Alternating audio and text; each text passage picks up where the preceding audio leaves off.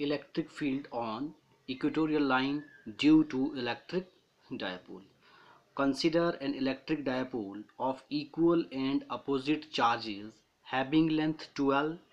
We have to find electric field at point P at a distance r from center of dipole on equatorial line of electric dipole.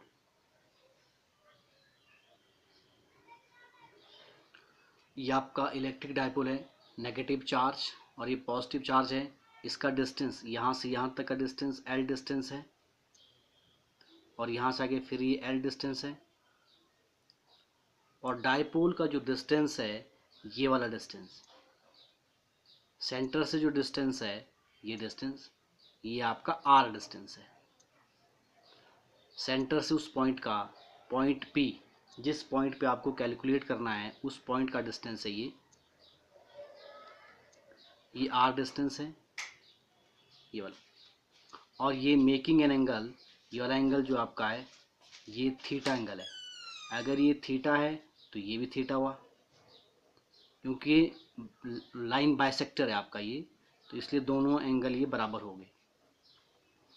अब यहाँ देखें, eight point A और ये at point B, negative charge का field inward directed होगा, ऐसे अंदर की ओर फील्ड होगा, और पॉजिटिव का फील्ड आउटवर्ड डायरेक्टेड होगा। पॉजिटिव का जो फील्ड है वो आपका आउटवर्ड डायरेक्टेड होगा, ऐसे।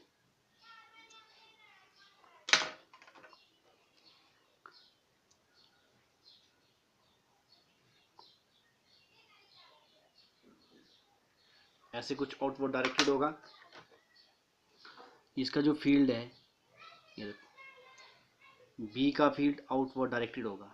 ये EA, ये वाला फील्ड EA, और ये फील्ड है EB फील्ड, ये वाला फील्ड।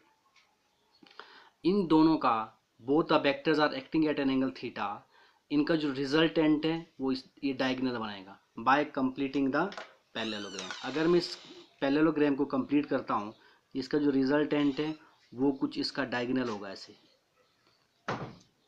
ये देख लो, ऐसे ऐसे। ये अगर ये थीटा है, देखो ये थीटा है तो ये भी थीटा ही हुआ। कौन सा एंगल है ये है alternate angles.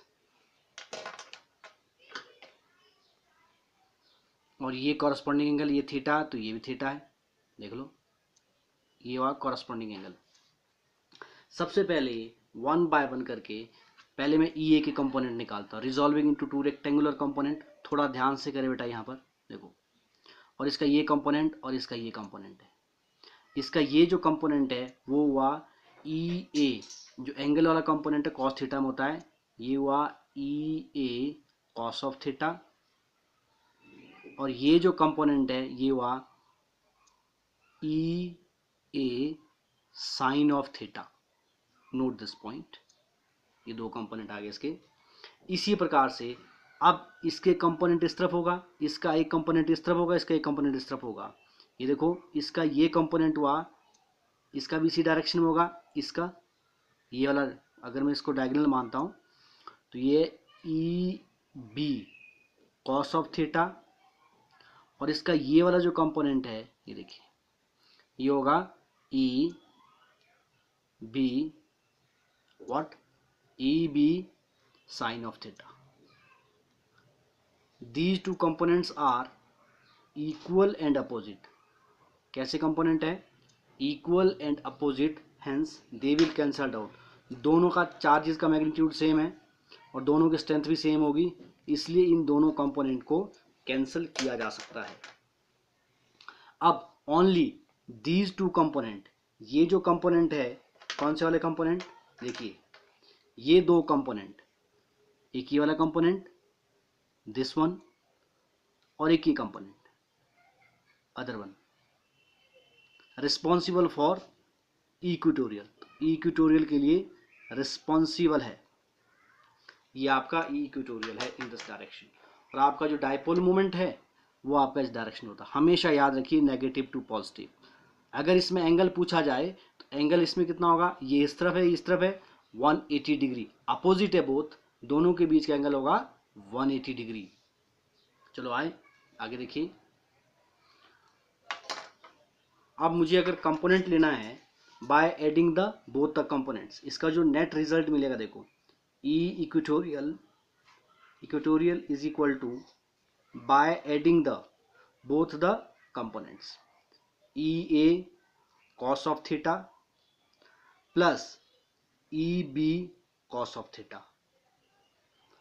The strength of both the components are equal, therefore they can be added and we can write as, मैं इसको ऐसे लिख सकता हूँ, मैं इसको डबल कर सकता हूँ क्योंकि दोनों का स्ट्रेंथ सेम है, twice of E A cos of theta, because इसका मैं रीजन दे सकता हूँ E A field is equal to E B, दोनों की फील्ड आपस में बराबर है इसलिए मैंने इनको ऐड कर दिया इस पॉइंट पे।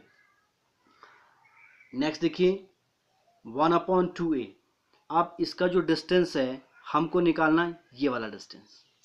अगर ये l है, ठीक है, और ये डिस्टेंस कितना है, ये परपेंडिकुलर कितना है, r के बराबर है, ये l है, तो ये डिस्टेंस कितना हुआ, ये पाइथागोरस थ्योरम से आ जाएगा अंडर द रूट ये वाला distance, under the root r square plus l square distance, ये ऐड हो जाएगा। सिमिलरली ये डिस्टेंस भी सेम हुआ, both the distance will be same. ये आपके पास कौन सा ट्राइंगल बनाइए, ये आपके पास है आइसोसेलेस ट्राइंगल है, इसके दोनों ये साइड्स बराबर होती है। 2 इंटू ई ए, इलेक्ट्रिक फील्ड का formula 1/4 pi epsilon naught magnitude of charge and distance, distance कितना है सेंटर से जिसका डिस्टेंस है, ये देखिए, ये इसका डिस्टेंस ले चाहे उसका डिस्टेंस ले, ये वाला डिस्टेंस लेना होगा। हम कौन सी फील्ड ले रहे हैं, ये वाली फील्ड ले रहे हैं तो डिस्टेंस भी लेंगे, ये और ये दोनों डिस्टेंस सेम है। Then A P square into cos of theta, cos of theta. Next आपके पास है ये देखिए 2 into 1/4 pi epsilon naught magnitude of charge Q, AP, what is AP? That is r square plus l square under the root का whole square into cos theta. अब next step में देखिए, square से r कैंसिल हुआ, 2 into 1/4 pi epsilon not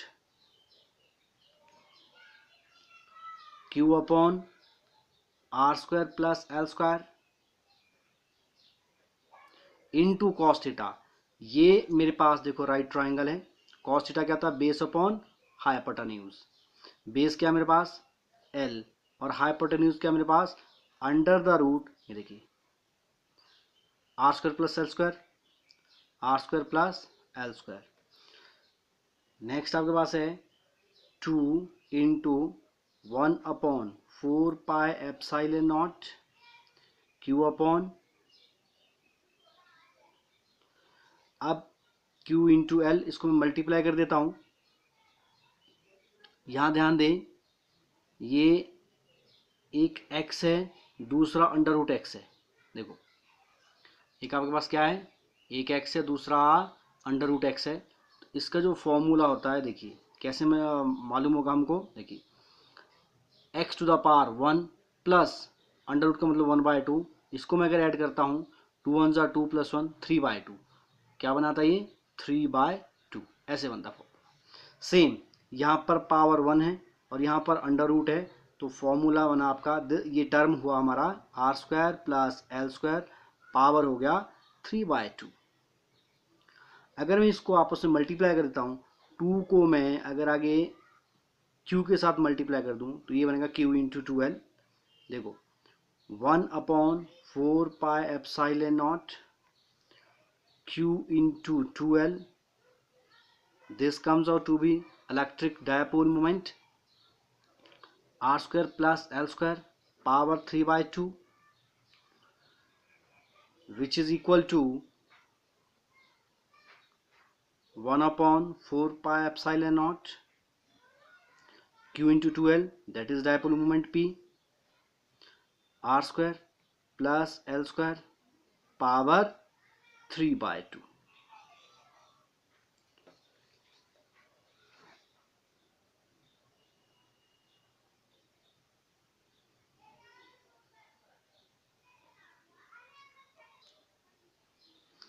if dipole is very very short, अगला case है बेटा, if dipole is very very short then L को मैं नेगलेक्ट कर सकता हूं, L इज approximate 0, equatorial is equal to 1/4 pi epsilon naught P में R, L को नेगलेक्ट कर सकता हूं, R², L को नेगलेक्ट कर दिया, पावर 3/2, R से R कैंसिल हुआ, इक्वेटोरियल कितना हुआ बच्चों, equatorial is equal to what, 1/4 pi epsilon naught P upon RQ। ये जी शॉर्ट इलेक्ट्रिक डायपोल। अगर इलेक्ट्रिक डायपोल बहुत छोटा हो, अगर मैं कंपेयर कर दूं, मैंने क्या बताया था अभी आपको, दोनों को मुझे अगर कंपेयर करना है तो किसकी स्ट्रेंथ किससे ज़्यादा है, और इक्वेटोरियल का देखिए हमने इससे पहले निकाला था,